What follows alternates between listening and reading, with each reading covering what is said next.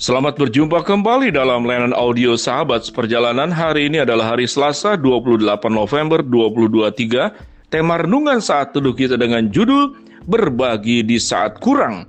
Berbagi di saat kurang. Firman Tuhan terambil dalam 1 Raja-Raja 17 ayat yang ke-12. Perempuan itu menjawab, "Demi Tuhan Allahmu yang hidup, sesungguhnya tidak ada roti pada aku sedikit pun, kecuali segenggam tepung dalam tempayan dan sedikit minyak dalam buli-buli. Dan sekarang aku sedang mengumpulkan 2-3 potong kayu api. Kemudian aku akan pulang dan mengolahkan bagiku dan bagi anakku, dan setelah kami memakannya, kami akan mati." Mari kita berdoa. Bapa yang di dalam surga, kami belajar sebuah peristiwa yang luar biasa tentang janda di Sarfat di dalam kekurangannya masih bisa memberkati Nabi Elia. Dalam nama Tuhan Yesus kami berdoa, amin. Shalom sahabat seperjalanan yang dikasihi Tuhan. Berbagi di saat kurang, berbagi di saat dalam kondisi kesusahan. Ini adalah sebuah peristiwa yang nyata dan terjadi antara janda di Sarfat dan juga Nabi Elia. Kita tahu dengan jelas pada waktu itu 3,5 tahun kondisi tidak ada hujan, dalam kondisi kekeringan. Semua orang mengalami kesusahan yang sangat luar biasa, termasuk Elia. Sehingga Elia diminta untuk pergi ke Sarfat. Di Sarfat pun sama. Kondisinya adalah Alkitab mencatat 3,5 tahun tanpa hujan dalam kondisi kekeringan. Sulit air, sulit makanan. Di saat itulah kemudian Tuhan berkata, "Pergilah ke Sarfat dan temuilah janda yang ada di sana, dan engkau bisa memintanya." Apa peristiwa yang terjadi? Elia meminta kepada janda di Sarfat, yaitu untuk mendapatkan makanan. Dan janda di Sarfat berkata, "Padaku tidak ada makanan, cuma segenggam tepung untuk anakku. Dan kalau minuman masih memungkinkan diberikan." Tetapi janda di Sarfat itu memberikannya sekalipun memberikan sebuah alasan. "Kalau engkau kemudian memakannya, maka kami tidak ada makanan." Bahkan di dalam pemikiran janda di Sarfat ini, mereka sebentar lagi seakan-akan akan meninggal. Karena setelah aku memakan segenggam tepung ini, dan aku akan mati bersama dengan anakku. Tetapi perintah Tuhan memberikan sebuah janji kepada janda di Sarfat. "Sewaktu engkau memberikannya, ingatlah Tuhan akan memberkati engkau dengan berlimpah." Dan betul saja, Tuhan memberikan selama musim hujan tidak hadir.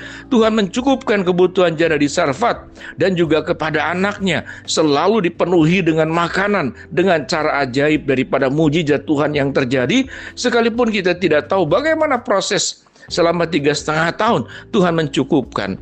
Dan hal yang luar biasa, di dalam kondisi anaknya mengalami sakit, anak lelaki daripada janda di Sarfat ini hampir mati, dan kemudian Tuhan menyatakan pertolongan lewat Nabi Elia, sehingga kemudian anak ini disembuhkan dan sehat seperti sedia kala.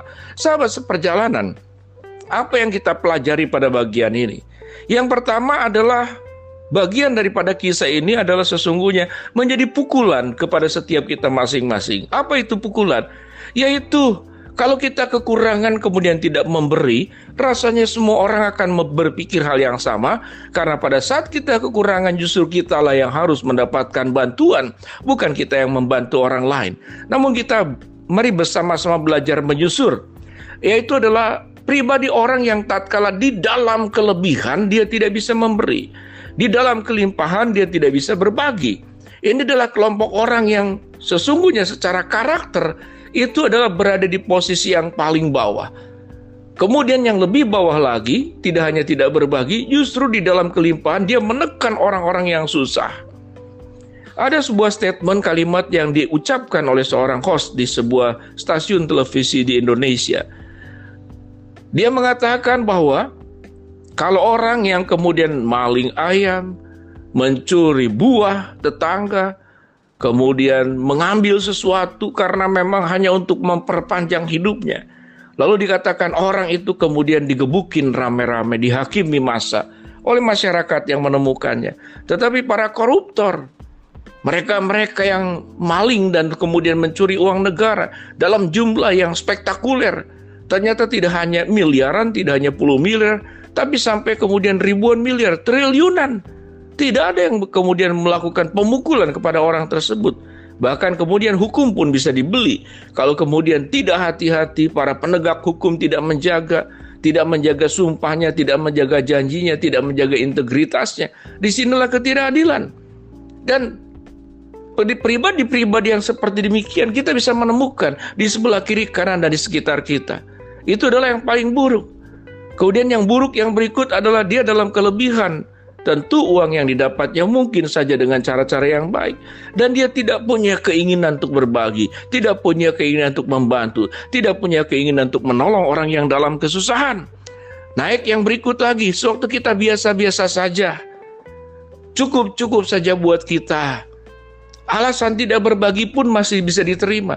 Tetapi janda di Sarfat ini bayangkan tidak hanya dalam kekurangan. Makanan yang dipunya itu adalah makanan buat sehari yang tiap hari dalam kondisi kelaparan. Tetapi Elia memintanya. Disinilah kemudian sebuah ujian dan juga sebuah pukulan buat setiap kita masing-masing. Janda di Sarfat ini dengan anaknya dalam kondisi mungkin stunting, kurang gizi, tetapi diminta oleh Elia. Apa pelajarannya? Apakah Tuhan itu kejam atau Elia tidak tahu diri? Meminta kepada janda, meminta kepada anak yang sedang dalam kondisi sakit, hak makanan anak daripada janda itu kemudian dirampas oleh Nabi Elia. Tetapi itulah sebuah peristiwa yang terjadi. Tuhan mengambil satu dan Tuhan melimpahkan 10 kali lipat. Tuhan mengambil mungkin 10, Tuhan bisa limpahkan 1000 kali lipat di dalam kuasanya. Apa yang dimaksud dengan berbagi di dalam saat kurang? Tentu di saat kurang, pada hakikatnya sebagai hak asasi, kitalah yang harus dibantu, bukan kita yang membantu. Namun peristiwa yang terjadi di dalam 1 Raja-Raja pasal 17 tidak demikian. Di dalam kekurangan bisa berbagi. Kalau itu adalah dalam kehendak Tuhan, maka yang dikeluarkan satu itu Tuhan akan lipat gandakan berkali-kali lipat. Itu janji Tuhan. Disinilah kita belajar dalam sebuah peristiwa yang sangat luar biasa. Sewaktu kita berlimpah, sewaktu kita lancar, apakah kita punya kepedulian untuk membantu orang lain yang sedang dalam kesusahan? Mari kita belajar pada saat kita susah, bukankah kita membutuhkan orang lain membantu dan menolong kita? Maka siogianya perasaan yang sama, pertimbangan yang sama, tindakan yang sama dilakukan juga sewaktu kita dalam kondisi cukup-cukup, bahkan dalam kekurangan. Tapi ada orang yang lebih kurang, yang lebih susah, yang lebih menderita dari kita. Kita berbagi.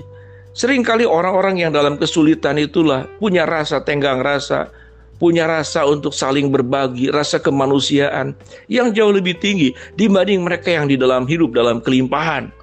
Sahabat seperjalanannya dikasihi Tuhan. Ada rumah orang kaya yang punya kolam renang, kolam renangnya pun jarang dipakai. Tetapi ada rumah-rumah di sekitarnya yang mencari air daripada yang punya air yang bersih karena tidak punya kesanggupan. Mereka mencari air-air yang tidak layak atau membeli daripada orang-orang yang kemudian menjualnya, kemudian mengiritnya sedemikian rupa karena air itu dibeli dengan uang yang terbatas. Tetapi disinilah janda di Sarfat menunjukkan sebuah tindakan yang sangat luar biasa. Maka peristiwa janda di Sarfat adalah peristiwa yang mengingatkan kita, yang memukul kita, yang menempelak kita. Di mana hati kita, tatkala Tuhan berkati kita, kita tidak punya kemampuan untuk membantu. Tentu membantu punya hikmat bijaksana. Kadang-kadang ada orang yang minta tolong itu memang memanfaatkan. Tetapi suatu kita tahu memang ada orang yang perlu dibantu dan engkau tidak melakukannya, maka engkau sedang melakukan perkara yang menyedihkan hati Tuhan. Mari kita berdoa. Bapa dalam surga, ajar kami supaya kami berani untuk memberi dengan hati yang tulus ikhlas kepada orang yang membutuhkan. Hamba-Mu berdoa buat sahabat seperjalanan yang sakit, Tuhan jamah sembuhkan. Sahabat seperjalanan yang sedang menghadapi masalah, Tuhan bukakan jalan. Sahabat seperjalanan yang sedang berdoa, mengharapkan sesuatu, Tuhan kabulkan dengan cara dan waktunya Tuhan. Dalam nama Tuhan Yesus kami berdoa. Amin.